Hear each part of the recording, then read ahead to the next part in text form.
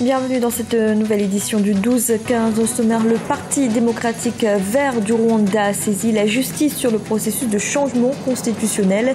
La Cour suprême doit dire si elle est compétente pour statuer. Le président nigérian Muhammadu Buhari quitte ce jeudi le Cameroun. Lors de sa visite, il s'est entretenu avec son homologue camerounais Paul Biya sur les moyens de lutte contre le groupe terroriste Boko Haram. Et un forum de haut niveau sur la situation en Somalie. Des responsables locaux et étrangers évaluent les progrès politiques et sécuritaires du pays en préparation aux élections de 2016. Le Parti démocratique vert du Rwanda a donc saisi la Cour suprême sur le processus de changement constitutionnel qui pourrait permettre au président Paul Kagame de se représenter. Mais avant de juger sur le fond, la Cour suprême doit dire si elle est compétente pour statuer.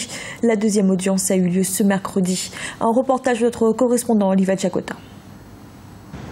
La Cour suprême du Rwanda se prononcera le 9 septembre 2015 sur sa compétence à arbitrer le contentieux entre le gouvernement rwandais et le parti d'opposition des Verts.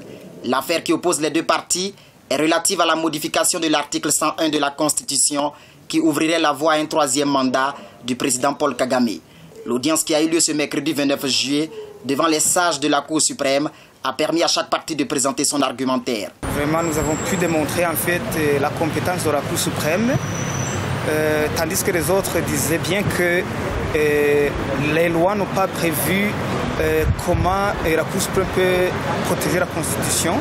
Mais le problème n'est pas là. Le problème qu'ils ont réellement évoqué, c'est le problème de l'interprétation des articles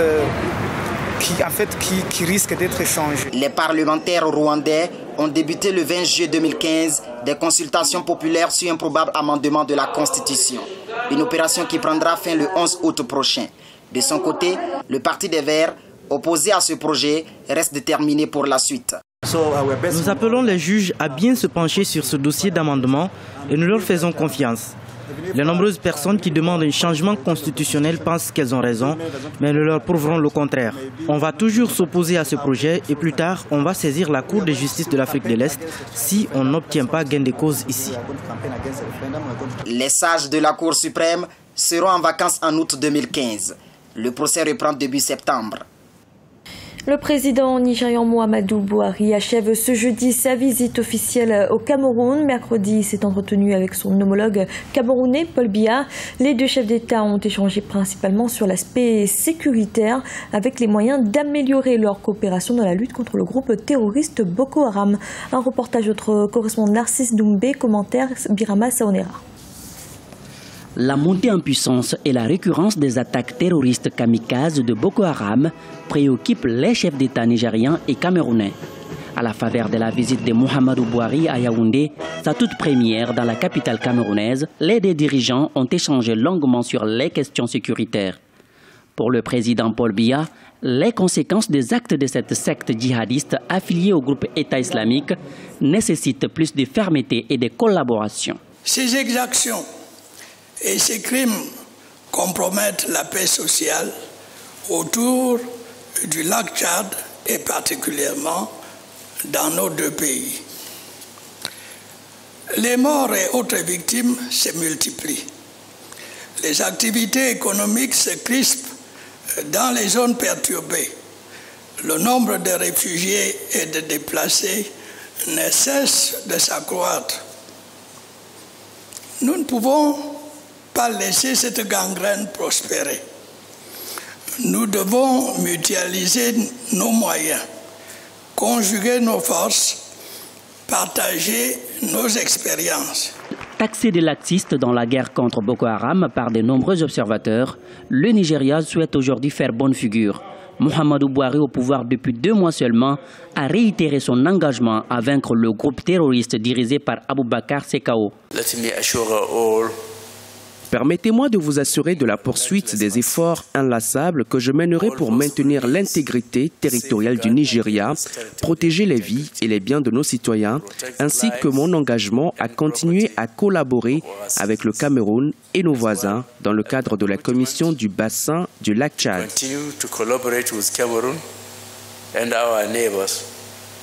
L'insurrection islamiste de Boko Haram et sa répression par les forces de défense ont fait plus de 15 000 morts et 1,5 million de déplacés depuis 2009.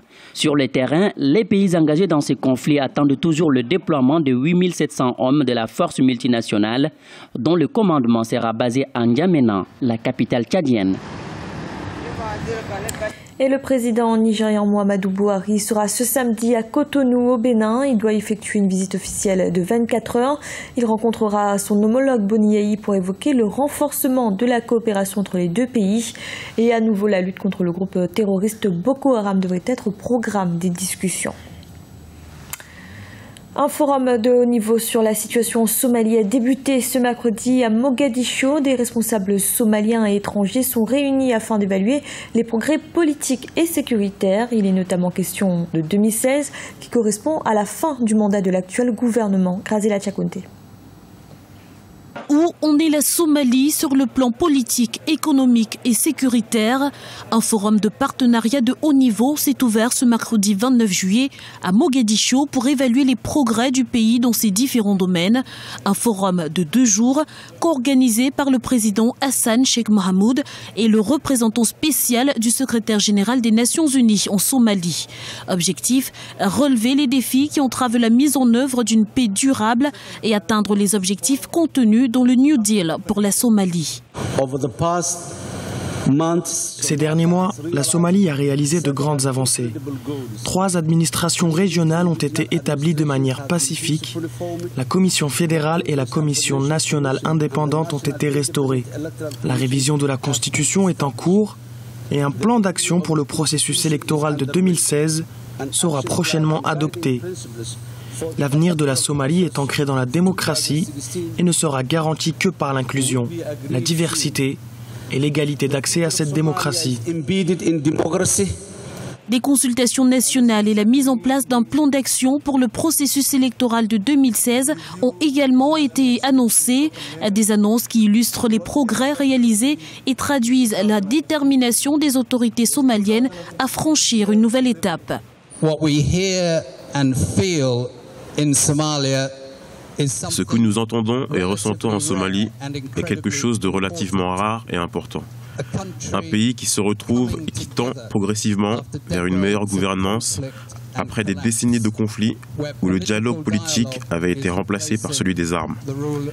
La terreur ne doit pas empêcher la Somalie de tendre vers l'avenir et le futur qu'elle mérite.